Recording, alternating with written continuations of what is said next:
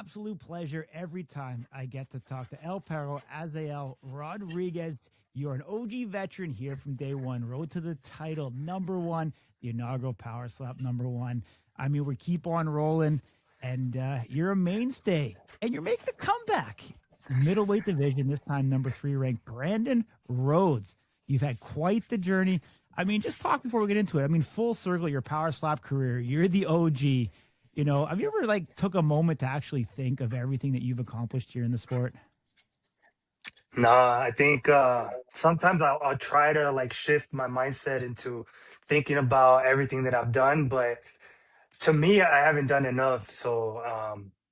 But then I think it was the shift of me coming back to the 185s when I started rewatching my last two fights against AJ, against Eddie, and just kind of solidifying, oh shit, I did that. I was number one for that amount of time. Um, so I mean, just the return at the 185s kind of is bringing back those memories or that mindset of what I've accomplished. But before that, it was just hard for me to see it. For sure. I mean, I was there in Abu Dhabi, right, to be able to watch your match versus Eddie. And that was definitely like a coming out, like in a lot of ways. You elevated your game in that match, and it was, something that I haven't seen from you before. So I think that's definitely great. But I do got to ask you the elephant in the room. I'm not going to take credit for it, but Ding, obviously who you know is Michael. Did he have anything to do with getting you this match back at 185?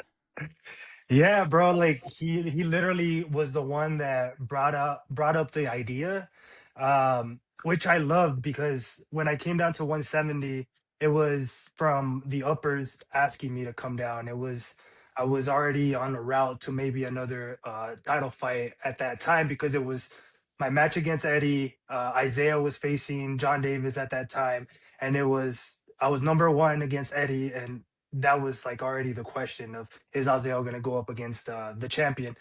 And yeah, so when Ding brought it up, it just got me excited, man. It got me excited because I don't feel as that excitement at the 170s. Maybe the first match with Blackburn that was pretty exciting because I was coming down the way, going up against the champ, but just I still didn't have that kind of like that energy that I had at 185s where the supporters were there just fucking seeing the dog and seeing the aggressiveness in me, and it just like he just lit up that little fire that I needed, and just made me realize that people want to see me at 185, so why not come back?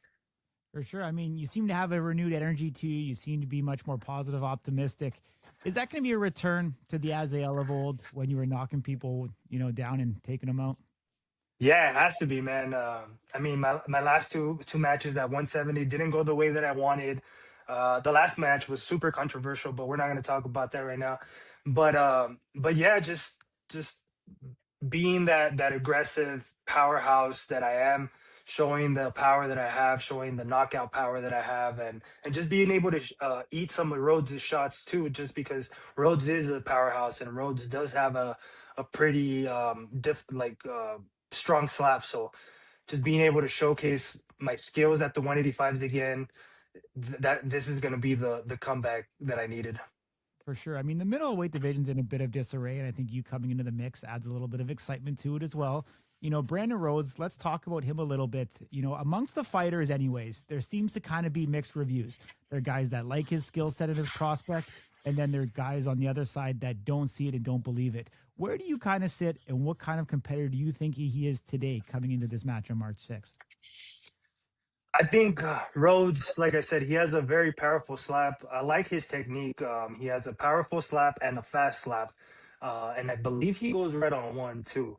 So he has pretty much all the check marks to make it a really effective slap if he gets that first slap, or even on the second slap. So I like his technique. I like Rhodes as a competitor. I think this is a perfect opponent to have on my return to the 185s. Both defensively and offensively, Rhodes does have that persona in him to be able to give me a great match. For sure. I mean, I know you fought Emmanuel Muniz, back in 2022 now, so it's quite a long time ago. is it 22 or 23? It's been It was 20, 22. 22. Yeah. So I was second guessing myself there for a second. Obviously, you were victorious at that point. Brandon Rhodes victorious over Manny in the last match. I know, power slap math doesn't always equate, and with there being a little bit time away, um, you know, there's obviously concerns with Brandon Rhodes and clubbing, also stepping, fouling. Any concerns about that? Coming into the match whatsoever? No, I think Rhodes, the way I see Rhodes' game plan, he's always kind of like been on a rise. So ever since the beginning, he had those problems of clubbing and stepping, and he kind of was cleaning it up as he's going through his matches. So I think he'll come in here as clean as he can be, and if he does step, I mean, it happens. Just hopefully it doesn't happen where my last match with Provost, nothing was called. So I'm not too worried about it. I think I'm more worried about things not being called and just affecting the outcome of the match that way. Yeah. I mean, is there anything you can do as a fighter before the match or even during the match, to kind of address some of these types of things? And I mean, I know you don't want to talk about Provost, but like, obviously you don't want to go too far and come across as whiting, but at some point, like, is there a way that you can state your case before and or during based off logical facts to the referee to see what you are seeing when things aren't being called? I mean, you can. There's the fighters meeting before the match. There's the in between rounds, kind of seeing the projector and seeing what the replay looks like, and then just the coaching. I think Bordeaux does a really good job of kind of getting the referee's attention and pointing them to the screen and say, hey, look at that. So but it doesn't always happen. So I think at that point you should not, that's why you shouldn't let the fouling and all that stuff get to you, and just continue doing what you got to do, because at the end of the day it's going to be the outcome is going to be determined by your performance, not what the referees see, what the referees call.